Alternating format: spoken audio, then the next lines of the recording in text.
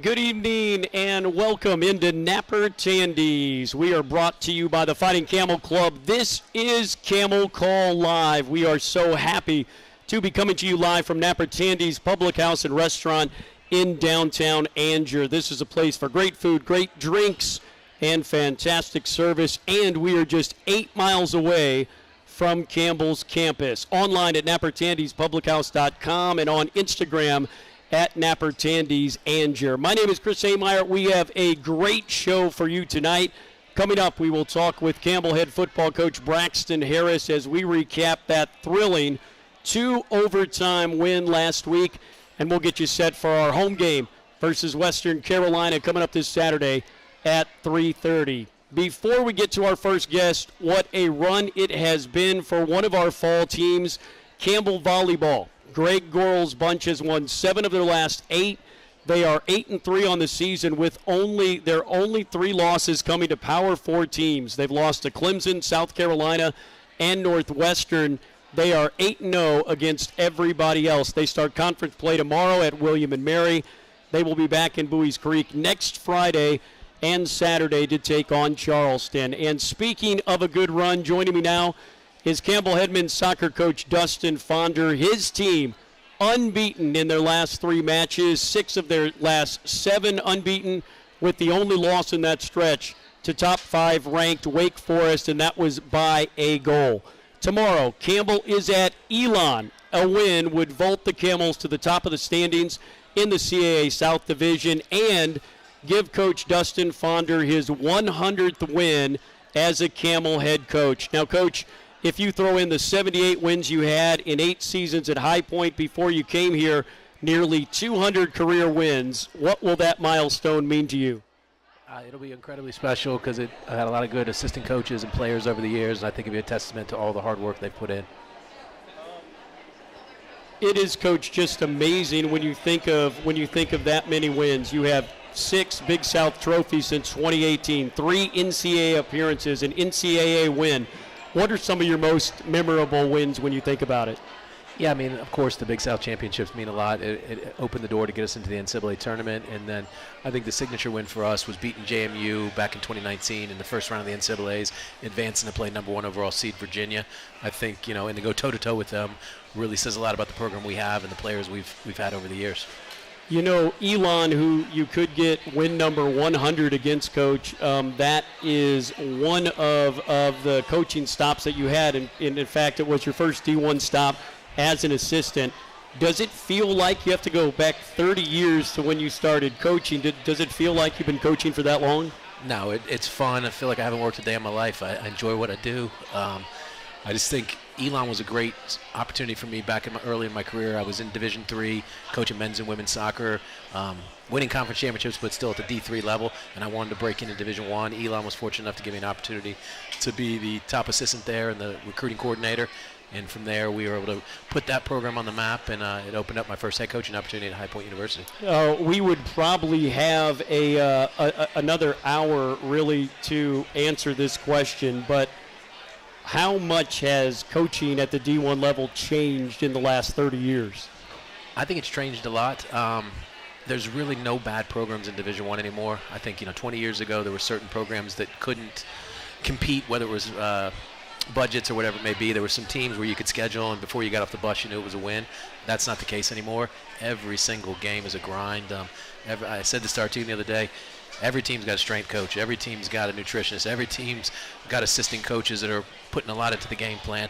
So you can't just show up and win. You've got to counteract that by being better than people that are prepared. It's unbelievable. I mean, it changes year to year too, as we talk about now.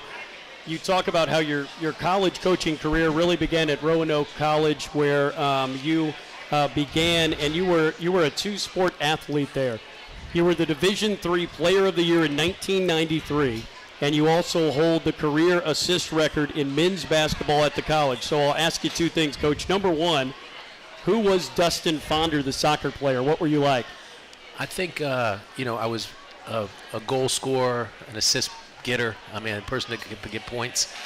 It's ironic. I started my career playing center back, which is the last line of defense. But by my senior year, they moved me to an attacking midfield, and that's when I erupted for a big season of 20-plus goals, 20-plus assists, and was fortunate enough to win National Player of the Year that year and advance really far in the NCAA tournament. And then on the heels of that, right when that season ended, we went into basketball. We ended up going 26-1 that year. We're number one team in the country going into the NCAA tournament and ended up getting bounced in the second round, big-time upset. But what a senior year it was to go that far on both sports and to leave a legacy at that school. I know things were a little bit different back then, but how did you balance those two and were able to excel at those two as well? I just enjoyed training. I enjoyed working out. I enjoyed sports. I mean, that's why I coach today. I'm passionate about sports, and I was able to put the work in over the summer to prepare for soccer, and then coming out of the soccer season, you're already fit, so you jump into basketball fit. Now you just got to refine your skills and your shooting and things like that. But I never had problem balancing it. I just think I put a lot of time into it. Absolutely. Okay, Coach, let's get to your squad right now. Unbeaten stretch. What have you seen from your boys over this first month of the season? A really good commitment to believing in one another, playing for one another. You don't always have to be the most talented team to be successful. We've got a lot of bought-in guys, and I think that's sometimes more important than being talented, is buying in and fighting for the guy to the right of you, to the left of you, in front of you, back of you, and we've got that. You've put together a tough schedule. Again, just a couple of weeks ago, you were playing the number 4 ranked team in the nation. What does a tough non-conference schedule do for you? I think the CAA is a really tough league, and we have to play games non-conference to prepare for CAA play. So you play a Wake Forest on the road, you're going to learn something. You're going to find something out about your group.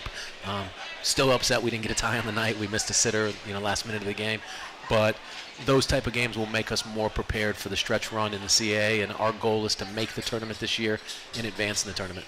Well, speaking of the CAA, Coach, it's divided into 2 divisions this year. So you play each team in your South Division, Charleston, William & Mary, Elon, UNCW. You play each of them twice. How does that change the dynamic of conference play? I just think it makes it that much more difficult because you see a team once, you can prepare, maybe have a game plan that throws them off, and it buys you 15 minutes here or 30 minutes there where you have them figuring things out, and maybe that's when you can take a game away from an opponent. But now playing a team twice, you know them inside and out, they know you inside and out. It's going to make for really tough games the second time around, and I think it's also going to make for some bad blood because we could potentially see them for a third time in the conference tournament. My goodness. And Elon's an hour away, Wilmington an hour and 15 minutes away. We've got some natural rivalries based on geography, and those rivalries are going to gain more attention and more difficulty because we're going to see each other so often. There's just going to be a naturally bad blood. Yeah, so great for the fans, but for the coaches, I mean, it's got to be a headache. All the adjustments you have to make just week to week, right? Correct. So I think, for the fans, it's going to be awesome, and for our players, to beat a team twice in the league or something, maybe, or something you can put a feather in your cap. But for me, it's a nightmare because I've got to guard against our guys being too emotional and getting too many cards or too many fouls, and we got to dial it back. And even though it's a conference game, you got to have really good emotional control. What can you tell us about the Elon squad that you're gonna take on tomorrow? Really good, well-coached team. Coach Reeves does a great job. They're picked to win the league, so they're picked for a reason. So they were voted by our peers as the best team in the league. That being said, we go there looking to win. Absolutely. All right, another thing for this conference schedule, since you got into the CAA, you play 2 games a week, but your midweek game is usually not conference. You usually play a conference game on the weekends. What does that schedule do for you guys? It allows us the flexibility of playing some really good non-conference games because we know every midweek now is going to be a non-conference because the CAA is our weekend game. And it also allows us the flexibility within conference. We can play when it's our turn to host, say Elon, Wilmington, Charleston, whoever it may be. We have Friday, Saturday, or Sunday to get that game in. So it allows us some scheduling flexibility to put a game on a Friday night and not have to compete with football on a Saturday, or to move it to a Sunday because it makes more sense for our campus to host it on a Sunday. So I think the flexibility of CAA having a 3-day window for your weekend game allows you to really manipulate the midweek schedule the way you want it. Absolutely. All right, now you've talked about your team as a whole has played so good as a team. Which of your student athletes have really stood out for you so far this far into the season? Yeah, we've had really good leadership out of Jake Roberts and Lillian Fischel in the back. A newcomer, Danny Santo Rosa, has done a great job at right back for us. And he's only got 1 year of eligibility, but we're glad he's here.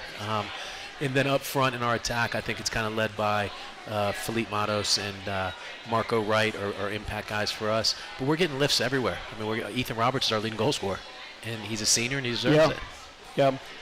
Coach, you have been now a part of this program for over a decade. So you have built your own alumni base. You have one of your former student athletes that came in here to see you that works up in Raleigh now. When you return home on October 4th versus Charleston, it's Alumni Day. You know the rich history of Campbell soccer. I mean, they were a great NAIA team. They were a great small school team, ranked in the nation, including your guys in getting win. What is it like to be a part of this tradition? No, it's the program's bigger than any individual, and I think it's a proud program that's won for 30-plus years. So we always look forward to Alumni Day just because we get to meet people from the past that played in the program and have so much passion for the program. Last year we had an unbelievable turnout, probably 40-plus alumni back. We had an alumni game, a social, a golf outing. This year we encourage the alumni to RSVP soon because we don't have the same numbers yet.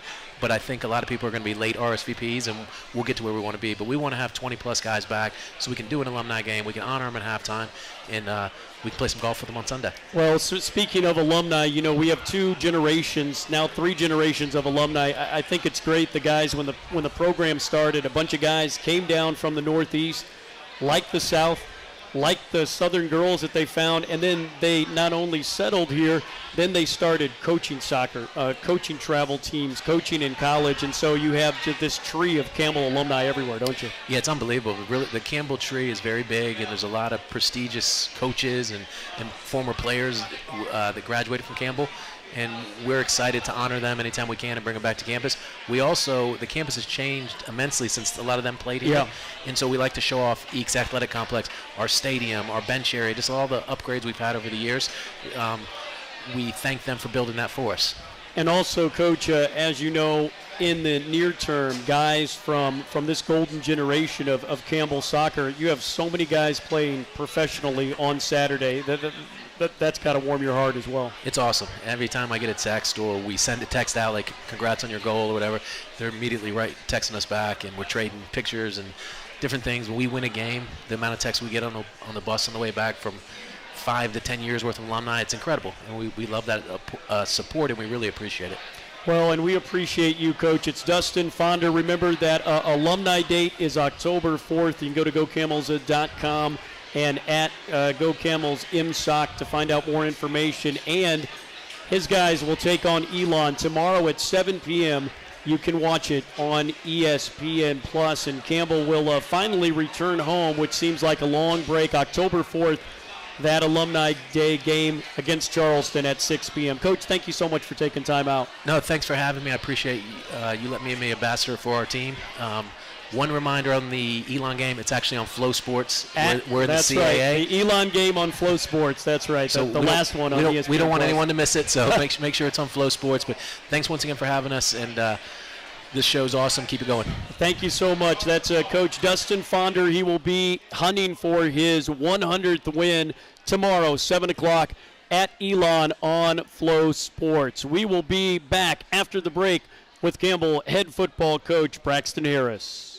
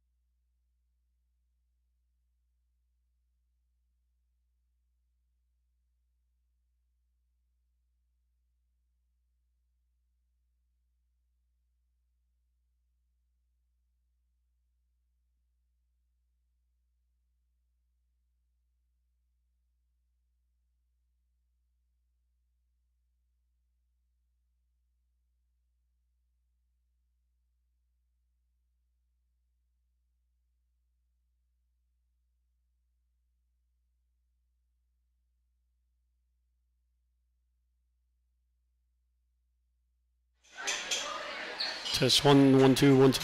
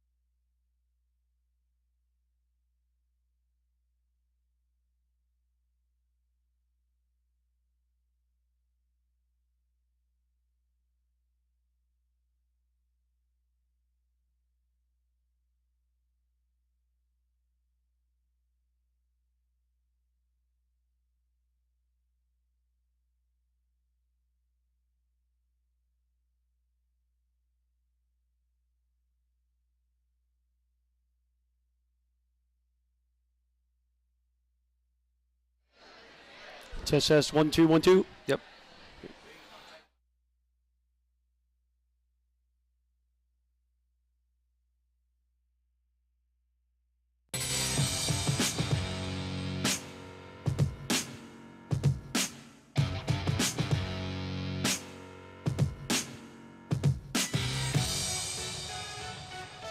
Well, believe it or not, folks, after this weekend's contest at home against Western Carolina, we've just got 3 more home games at Barker Lane Stadium. Homecoming will be the next time we're back at home after this weekend. It's October 18th. Then we've got back-to-back November games, William and Mary on November 8th and Elon on November 15th. So kids 12 and under in for free again this season. But we would love to see you out at Barker Lane Stadium against Western Carolina coming up at 3:30 on Saturday. Look, it's going to rain sometime Saturday, but I've talked to some people. It's not going to rain between about 3 and 7. So you can come out, and we all have raincoats, right? Right, Coach? Absolutely. What's a little rain? It was hot today, so I bet the rain will feel good. No doubt, no doubt. Like it poured just before the show, and now it's dry. So please come out. Don't worry about what the weather guys are going to say. Okay, joining me now, I've already turned his mic on, but in his second season, head coach of the Fighting Camels, he's our football coach, Braxton Harris. And, Coach, you can hear it, man. Like, my voice is just now recovering. If this show was on Tuesday, Lyndall would be up here with his golden pipe saying it. It was that kind of game. And I have been lucky enough to call about 150 Campbell football games now over my 15 seasons here. I do not think I have ever been a part of one not only so exciting, but a 50-48 2-overtime win with so many peaks and valleys. I can't imagine how you were feeling in the middle of it all down on the sidelines. Yeah, that was a big win for a lot of things. When you start off and you lost the Rhode Island game, and then you go to ECU, and then you lost that heartbreaker to Furman right there at the end. Our guys needed to win that ball game, and being able to win that ball game at home, that's something we talked about, is we got to win football games at home.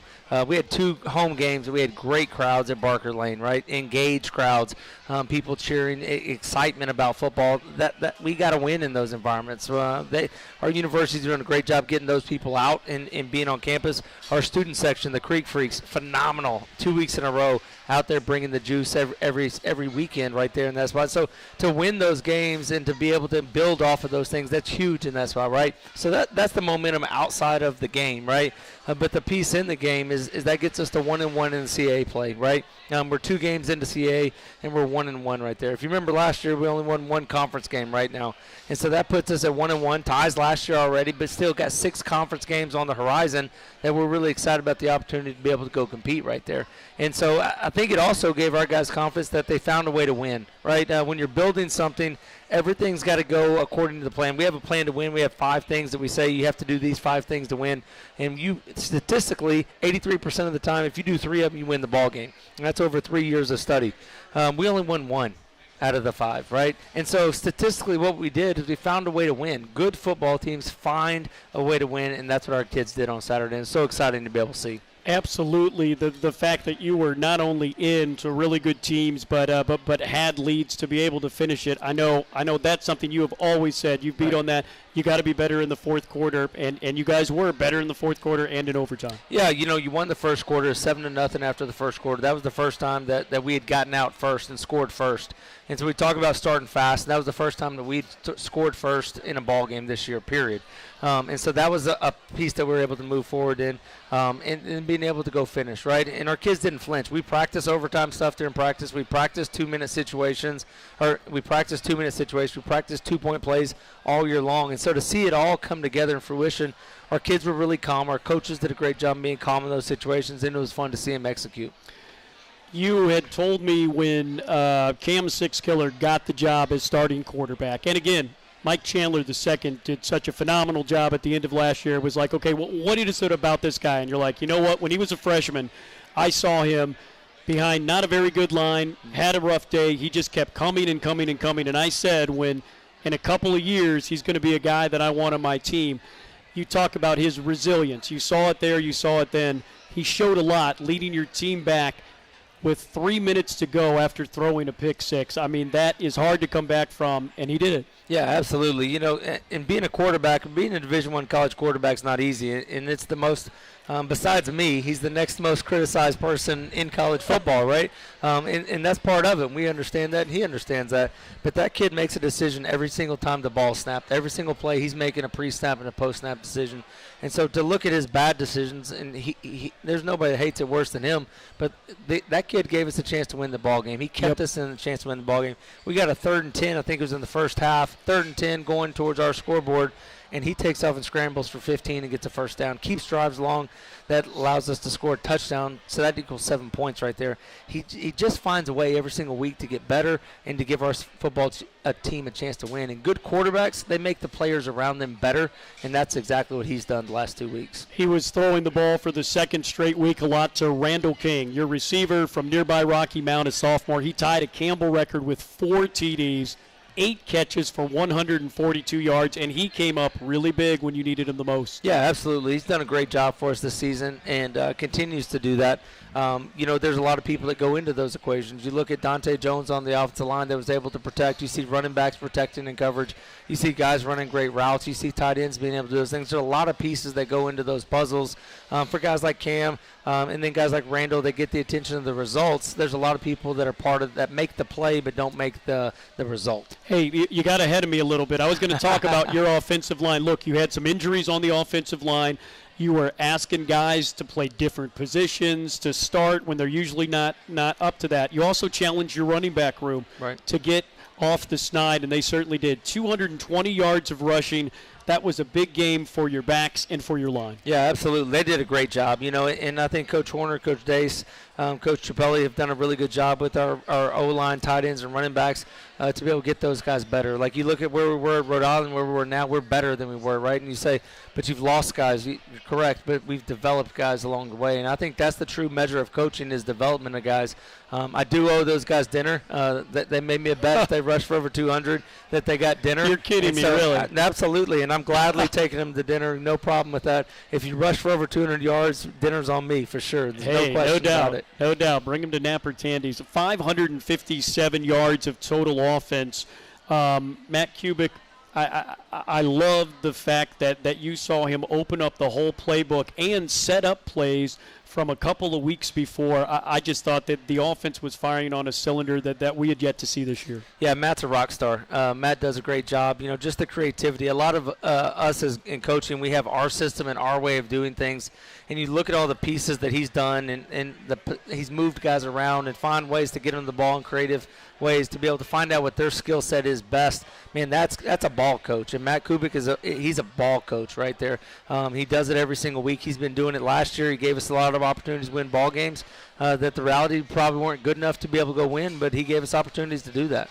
I know it doesn't look like it on the final box score, Coach, but you know as well as I did, your defense played a whale of a game. I mean, they had given up just 2 touchdowns to the opposing offense until the last of the game. Yeah, you know, you look at it, they gave up 1 defensive touchdown in the first half, right? We had the kickoff return for a touchdown, so it should have been 21-7 going in half.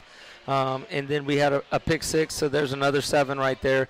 And then there's 13 points in overtime that if you're playing a 4-quarter game, so you're talking about, 28 points in a ball game that aren't really on the defense in that spot, so to say. And I thought they did a really good job. One of the things that we really emphasized was explosive pass plays. Against Rhode Island and Furman, we gave up 13 explosive pass plays. We gave up 2 this past week. One of them was a great catch by a kid who was contested. He makes a great catch. Tipped your hat to him going down the road. But that kids have done a really good job. Our defensive line did a really good job. They got that quarterback off his spot. He had to be able to scramble. When you scramble, you limit the field, right? The field doesn't become wide open. Whichever way he breaks, you're talking about half at best. If he breaks contain too much, it's a third of the field that you have to defend. I thought that was a huge piece of those explosive plays that we were able to eliminate. So many heroes for you on defense. One guy that has been consistent for years now, Logan Liverman. He led the team with 10 tackles. And this week, which I know makes you more proud than any statistics he has on the field, he was named a semifinalist to the William V. Campbell Trophy.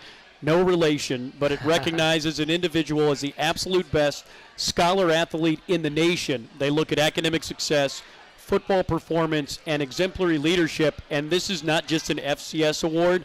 This is an FCS and FBS award, and he is one of the few that has been named a semifinalist. Yeah, that award, how you just described it, that describes Logan to a T, right? As a university at Campbell, we should be really proud of guys like Logan Livermont. Came in here as a walk-on, earned his way a scholarship. He played for me when I was here before as a walk-on linebacker. Just continued to work. Does all the right things. He's a great student athlete. He's in the classroom. He's in the community. He's on campus, and he's the leader of that group right there for sure. And we got a lot to be proud of. And we got a lot of guys that are exactly like Logan. We're excited to be around. This is hard to believe, Coach, because I know it's been close games and travel and a whole lot of things, but we're a third of the way through the season right now. 1-1, of course, in the CAA. What have you really liked about your team, seeing them through the first month? Yeah, you know they come out every Tuesday and they go to work, right? They don't complain. They don't blame anybody. They just go back to work. The last 2 weeks, last week we talked about it going into that game. Statistically, we had our best week of work Tuesday and Wednesday than we ever had. We had a faster Wednesday practice than Tuesday, which that's not normal because usually Wednesday you're kind of sore from a Tuesday practice. Well, then this week they come in and they have a faster Wednesday practice again than they did Tuesday. Over half our guys reached over 90% of their top speed on a Wednesday practice. And so you see the strain. And by the way, it was pretty hot yesterday. It was pretty humid, probably one of the hotter days we've had here. And so see our guys strain in that environment. I just think it shows you the character of these kids. And that's exactly what we said 21, 22 months ago when we started this journey, is that we had to bring the quality and the fit of kid to Campbell football, to Campbell University, and you're seeing it in the results and who they are and what the actions they put on the field, in the classroom, and in the community. And I can say last week you talked about how a disappointing loss and your guys just got right back to work and started doing it. What's the atmosphere like in the field house after an epic win like that? Went back to work on Tuesday. Just went back to work on Tuesday, and they, I think they got a taste of it, and so you want more of it, right? We want winning to be contagious, right? And when you have those feelings, you have those emotions, when you feel like giving up, when you feel like things are hard, when you feel like this, you go back to those feelings, right? And you go back to those emotions, and you have to make the choices that get you back to those things again. And so that's what our kids have done this week. It's not a surprise to me. They've done it since January that we've been together. Every challenge you put in front of them, they've come back and been able to do it again and again. Campbell with another big challenge coming up this Saturday. They will take on Western Carolina, and we will preview that game coming up next after the break. This is Camel Call Live from Napper Tandy's in Angier.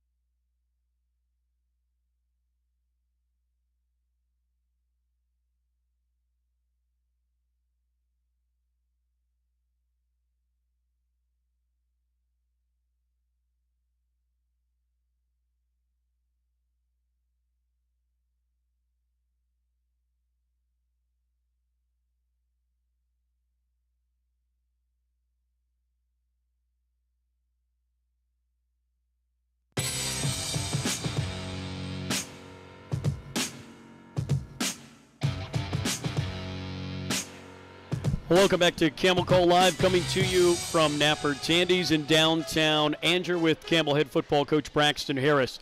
The Fighting Camel Club and the Alumni Association, they put together a really fun tailgate. They had a great one when Campbell was up at ECU, and they're going to be at NC State as Campbell's first ever meeting with the Wolfpack. It's all you can eat.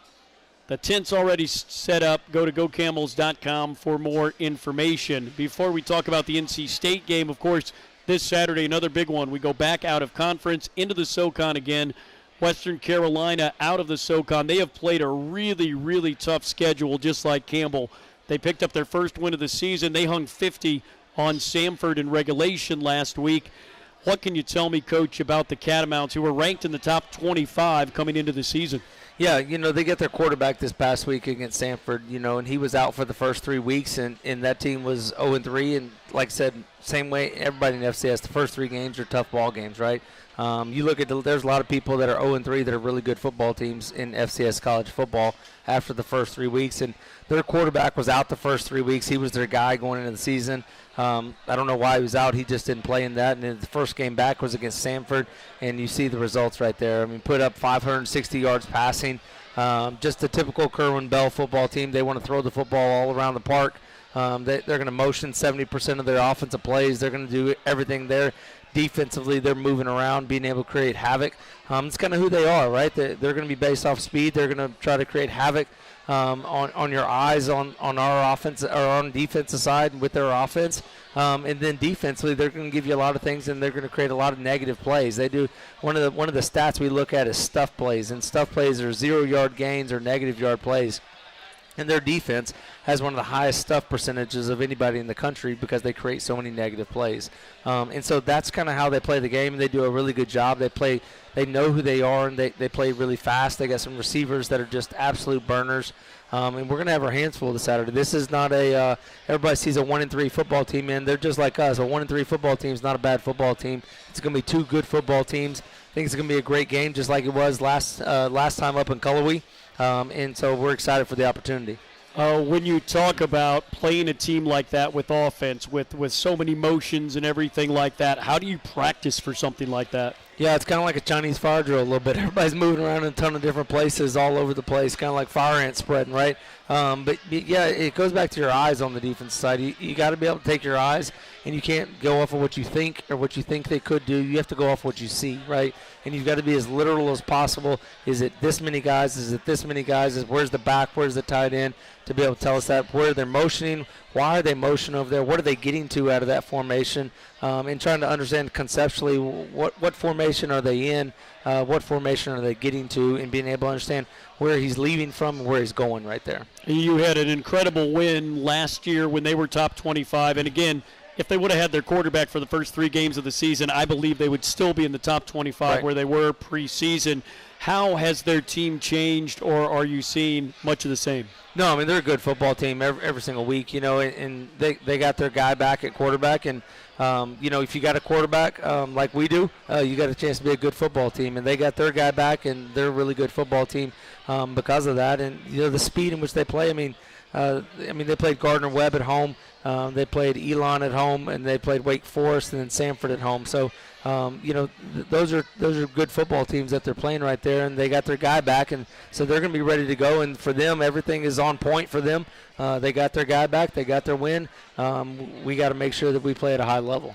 We were talking a little earlier about how the forecast, I think it's going to be fine for game time. The temperatures are going to be great, a lot cooler than it's been the last couple of days. If there is a little bit of moisture either on the field or during warm-ups or on the ball, can you practice? Do you practice? How do you do that when you know that some weather could be a possibility? Yeah, we've done different things with a wet ball drill. If you remember in the Rhode Island game, we were at week 1, and we had an absolute downpour for the whole pregame. So we got plenty of reps of that as well, of how to be able to handle a wet ball in pregame. I forgot about that. That's how long this season has been. So man, I wore the wrong gear out in pregame, and I'm just completely soaked. I'm like, what else do I have, because I can't wear this?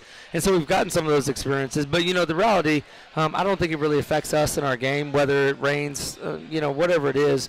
We've got to be able to run the football on offense. There's no question about that. So you got to be able to do that if it's rain or not in that spot. And then we got to be able to throw and catch. We brought in some bigger receivers this past year that they got to be able to have strong hands and catch the ball in space. I think we also saw during that game what a lot of people don't realize, because your guys who you thought were going to start have been, knock on wood, healthy for the majority of the year. But guys like the Joneses and guys like Hart, and there are guys that you had that were going to provide big-time depth to your wide receiver room. You can go 7, 8, 9 now. Everybody's finally healthy, right. And we saw that on Saturday, didn't we? Yeah, absolutely. I'm really excited going into the season with the receiver room and how we're able to recruit guys. Parker Jones has done a really, really good job for us. R.J. Hart's going to continue to get better the more reps he gets back into it, kind of getting him back healthy.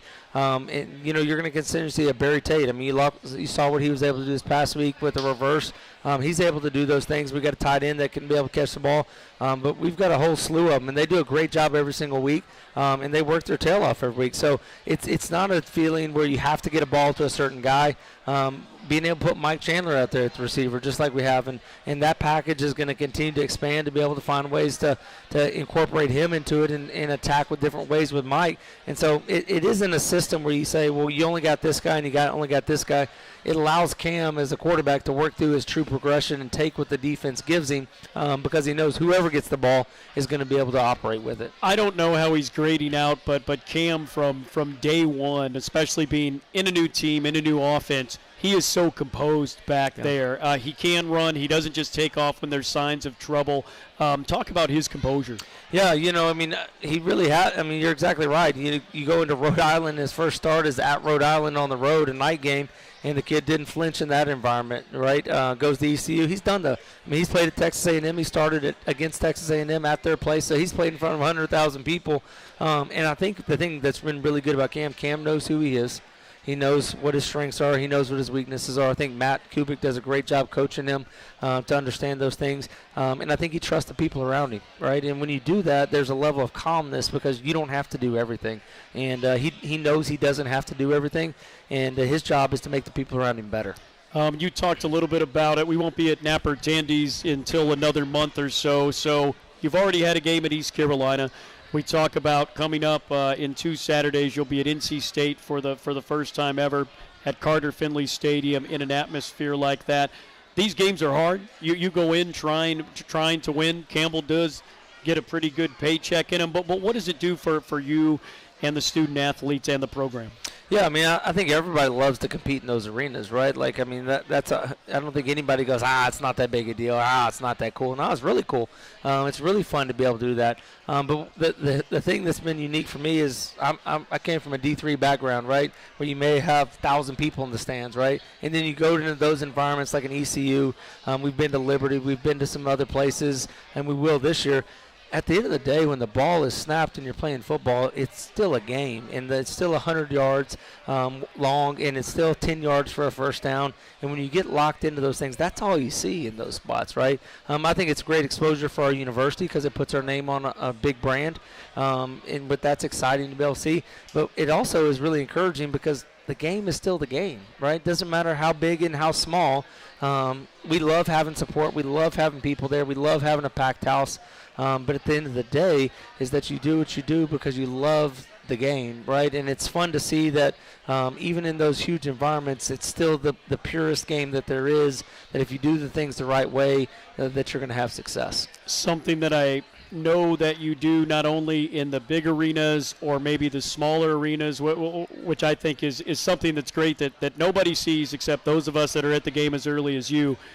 When you get somewhere in an opposing field, you usually go out and whatever kids are with you, you have 4, and if some of them don't have something going on at home, they're with you, and you play catch with them, and you do that. Why do you do that, and how special is that for you? Yeah, that's special to me, and I'm lucky my wife is able to get them to different places while she's got baseball and she's got all those other things. But being a coach's kid is not an easy life, right? They didn't choose this life. I chose this life. They just are tagging along for the ride in this piece. And so it's not easy. It's not easy to pick up and move. My oldest has gone to 5 different schools, and he's in 7th grade. That's not easy for that kid. Others are young in that spot. I want them to remember the opportunities that we got to spend together. I want them to have those times. And I'll be honest, early in my career, I was probably too insecure about myself. I thought, well, I had to be so focused on the game. I couldn't enjoy those moments with my kids. But the reality is not true. You can enjoy that moment and then get refocused back into that. And if we can't do it with family, it's just not worth doing it. And those kids deserve to be able to be at places like Carter Finley. They deserve to be at Dowdy Ficklin. They deserve those opportunities to be able to walk on those fields. And if you're going to take the tough things, you need to take the good things with it as well. And that's important to me. My dad was a coach, and he was able to do those things with me. I remember one time somebody made a comment, your dad's a coach, well, you must have never saw him. And I was like, no, I saw him all the time. I was up there with him all the time. I was on the sideline. I want my kids to have those same memories as well. Yeah, no doubt. And I think it was your oldest that was the first one to congratulate Randall King when he caught that touchdown to take the lead. They're excited on the sidelines, and they love it every day. Well, absolutely. Well, and we love having you here, and we love the win. And Coach, we can't wait to see you back out there at Barker Lane Stadium on Saturday at 3:30. Yes, sir. It'll be a great afternoon, rain or shine. It'll be a great day to be a Camel. All right. Thank you so much. He's our head football coach, Braxton Harris, and his Fighting Camels. We'll be back at Barker Lane Stadium coming up this Saturday at 3:30. Tickets at gocamels.com. It's Military Appreciation Day. We'll have a special presentation at halftime from some of our ROTC members, and also military discounts for active and veterans, the least we can do for those who have fought for this country. We will be back here at Napper Tandy's on Thursday, October 22nd. That will be a couple days after the homecoming game to get you set for the final third of the season. If you miss any of the show, it'll be posted on our Camel Call podcast later this week. We're on Apple, Spotify, SoundCloud, YouTube, and at gocamels.com. Just search the Camel Call podcast. For Dustin Fonder and Braxton Harris, I'm Chris Amar saying so long. Thank you so much for being here. Thank you so much for listening. We'll see you next week. Roll Humps.